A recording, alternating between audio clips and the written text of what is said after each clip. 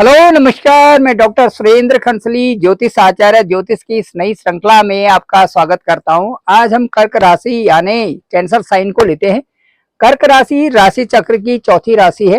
कालपुरुष की कुंडली में यदि देखते हैं तो ठीक हम एरीज से और पाइसेस तक राशियों को देखते हैं तो कालपुरुष की कुंडली में ठीक 4th हाउस की राशि को हम कर्क राशि कहते हैं। कर्क राशि इनके जो लॉर्ड हैं वो चंद्रमा है और चंद्रमा लॉर्ड होने के नाते राशि चक्र में सूर्य और चंद्रमा का विशेष योगदान कहा गया है। विशेष योगदान और विशिष्ट स्थान इनको दिया गया है। इसको सूर्य को और चंद्रमा को। जब हम कुंडली का विश्लेषण करते हैं तो उस समय भी कुंडली में ये देखते हैं कि वे चंद्र कुंडली के आधार पर किस तरह के रिजल्ट्स हैं और सूर्य कुंडली के आधार पर किस तरह के रिजल्ट्स हैं।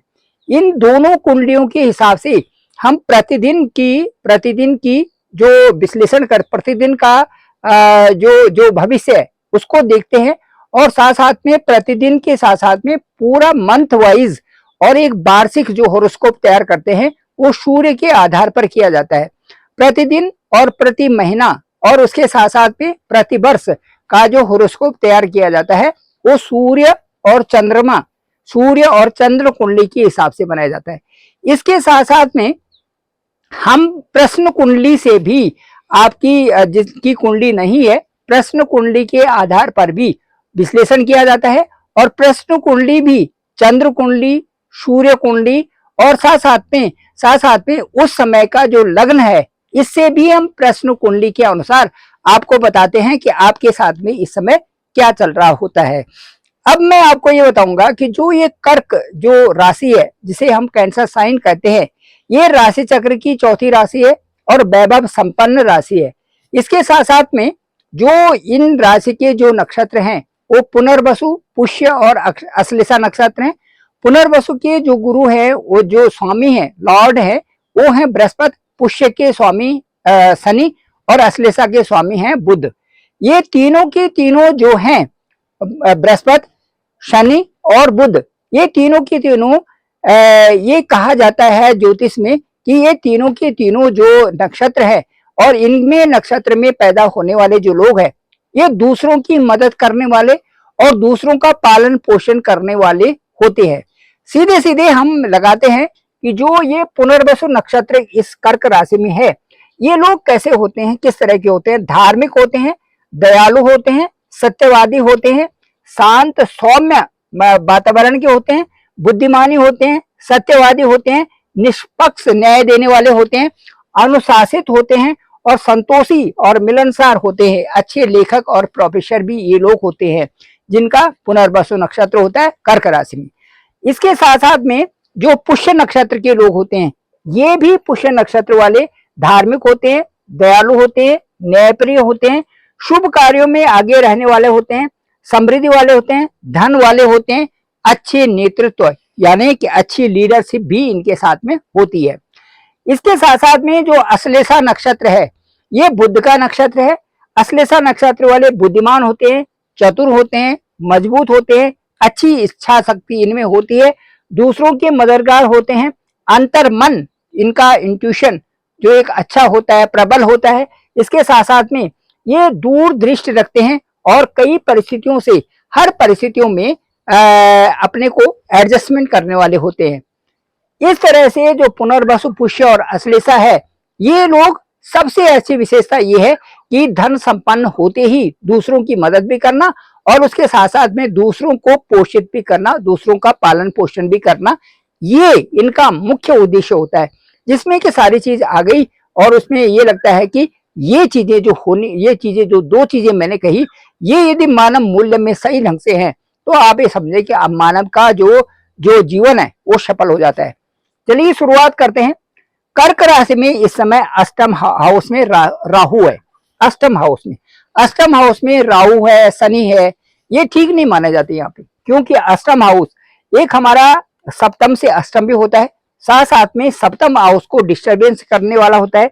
सप्तम हाउस हमारा व्यापार है, सप्तम हाउस हमारा बिजनेस है, सप्तम हाउस हमारा नौकरी का है, सप्तम हाउस हमारे कई सी चीजें, पार्टनरशिप का है, सप्तम हाउस से हमारा रिश्ते हैं, सप्तम हाउस से हमारा स्पाउस है, सप्तम हाउस हमारा पार्टनर है, सप्तम हाउस हमारा साझेदारी है, ये सारी चीजें सप्तम हाउस से आती है। इसका नेक्स्ट हाउस होना मतलब द्वितीय हाउस होना, ये जो द्वितीय हाउस जो भी होता है ये मार्केश होता है, परेशानी करता है यहाँ से द्वितीय हाउस। तो यहाँ पे अष्टम भाव में राहु का होना का मतलब है कि आपने जो सबसे पहले आपको जो किसी तरह भी कार्य करने में भी जो भी थकान हो रही हो उसको दूर करना है अपने माइंड से, अपने दिमाग से थकान को दूर करें। यदि किसी तरह से आपके पाँव में, पीठ में दर्द है उसको दूर करने की वो करें, और साथ साथ में अपनी अच्छी डाइट रखें। ये है अष्टम भाव का राहु। तो इसके साथ साथ में कोई ज्यादा यहाँ पर परेशानी की बात कुछ नहीं है, बस थोड़ा सा इन चीजों का ध्यान रखना है क्योंकि अष्टम में राहु है तो इस तरह की थकान करना, थोड़ी सी परेशानी करना, थोड़ी से जो आपके कार्य दिनचर्या के कार्य चल रहे हैं उनमें थोड़ी सी परेशानी हो सकती है। यदि आपका डिसिप्लिन अच्छा है और सही ढंग से आप चलते हैं तो वो चीजें भी आपके साथ में नहीं होंगी।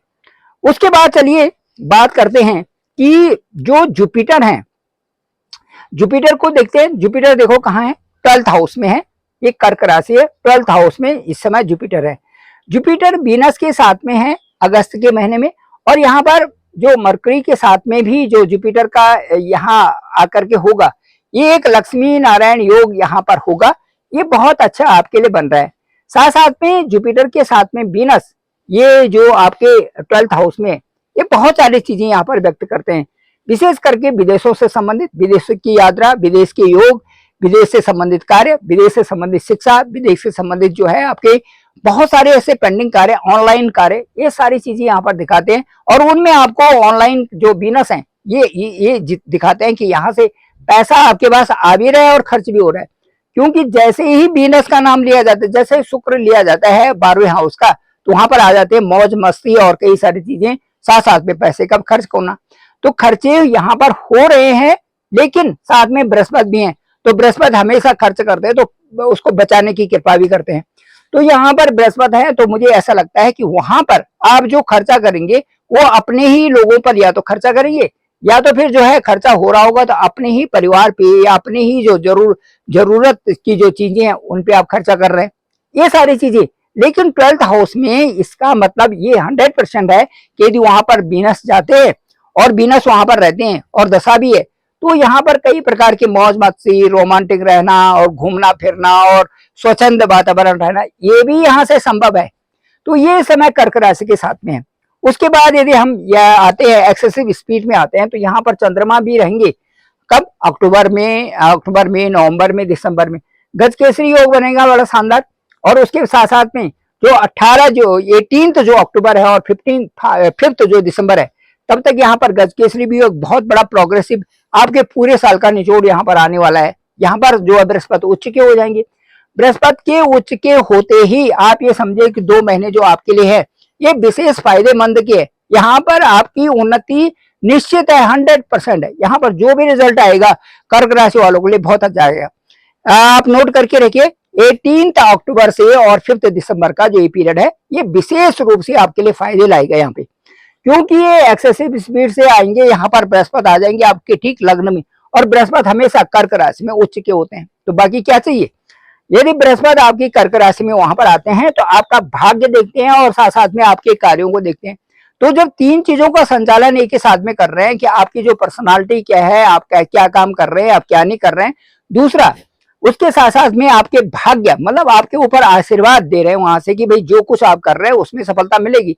तो भाग्यम फलति सर्वदा न च विद्याम न पौरुषम, ये चीजें होगी। दूसरा ये है कि लाभ हानि जीवन मरण यश अपयश विधिहात, तो यहाँ पर विधि का यह ईश्वर का जो कहते हैं ना कि ईश्वर का हाथ पे ये सारी चीजें है। तो यहाँ पर ईश्वर के रूप में दौड़ते हुए यहाँ पर बृहस्पति आ रहे हैं और वो आपका भला कर रहे हैं। सारे कामों जितने भी आपके कार्य थे, जो भी कार्य आपको ऐसे लग रहे थे कि यार यहाँ पर थोड़ी परेशानी हो रही, वो सारे के सारे यहाँ पर बन रहे हैं आपके साथ। ये आपके साथ में हो रहा है। उसके साथ देखिए यहाँ पर ये जो सूर्य का घर है आपका 2nd हाउस सूर्य का घर है।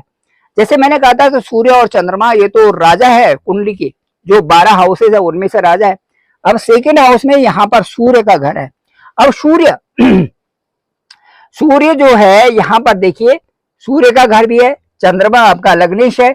सूर्य की अच्छी स्थिति जो इस समय चल रही है उसके अनुसार ये कहा जा सकता है कि आपके कुछ दिनों के बाद बैंक का बैलेंस अच्छा खासा बढ़ने वाला है।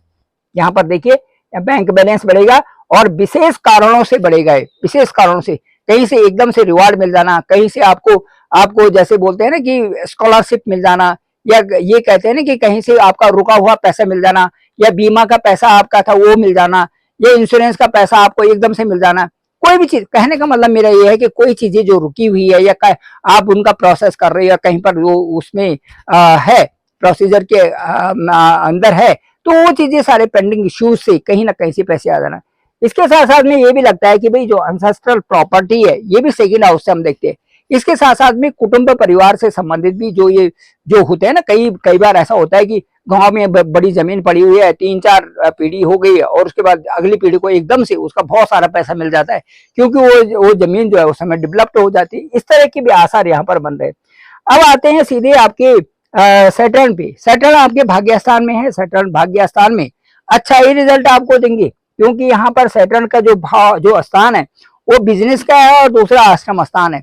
कहने का मतलब है बिजनेस से संबंधित भी, व्यापार से संबंधित भी, आपके आपके अपने कार्यों से संबंधित भी सैटर्न अच्छी रिजल्ट देंगे, बशर्ते आप जो बृहस्पति हैं, जो सैटर्न हैं, जो राहु हैं, वो केतु हैं, इनसे संबंधित उपाय भी करें। और सबसे उपाय यही है कि अपने ऑलमाइटी जो गॉड हैं उनका, कोई भी किसी भी धर्म हो, हिंदू, मुस्लिम, सिख, ईसाई, बौद्धिस्ट, सब जितने भी बने हुए, सबका सबका एक ही है।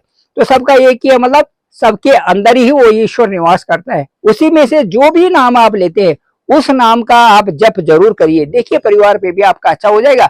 जो आप कर रहे हैं, जो जिस दिशा में आप जा रहे हैं उस दिशा में भी आपको लाभ होगा। Thank you very much. मैं डॉक्टर सुरेंद्र खंसली, ज्योतिषाचार्य। डिस्क्रिप्शन में मेरा नंबर है 9868280191 और मेरे ये चैनल है डॉक्टर सुरेंद्र खंसली के नाम से। इसको आप जरूर सब्सक्राइब करें, लाइक करें, शेयर करें, सभी लोगों तक भेजें ताकि सबको इसकी जानकारी हो जाए। आपकी कुंडली देखने के लिए सबसे महत्वपूर्ण है date of birth, place of birth और टाइम। और आपकी कुंडली होना बहुत जरूरी है। ये केवल हम लग्न के माध्यम से यहाँ से बता रहे हैं कि ascendant, suppose your ascendant is cancer, then we may analysis the 12th houses from here and I think as per आपके चंद्रमा के हिसाब से भी ये हो सकता है और आपकी राशि के हिसाब से भी हो सकता है और आपके लग्न असेंडेंट के आधार पर भी ये हो सकता है। कुछ चीजें आपको अच्छी लग रही होंगी और आपके साथ में जरूर हो रही होंगी, लेकिन फिर भी आपकी कुंडली जरूर चाहिए, जिससे कि सारे हाउसेज में आपके नटाल हॉरोस्कोप में at the time of birth किस तरह की प्लेसमेंट है और क्या उसका ट्रांजिट बता रहा है और अब वो ट्रांजिट का इम्पैक्ट क्या होने जा रहा है, ये सारी चीजों का विश्लेषण आपकी कुंडली से किया जा सकता है। आपका धन्यवाद, पुनः आपका आभार।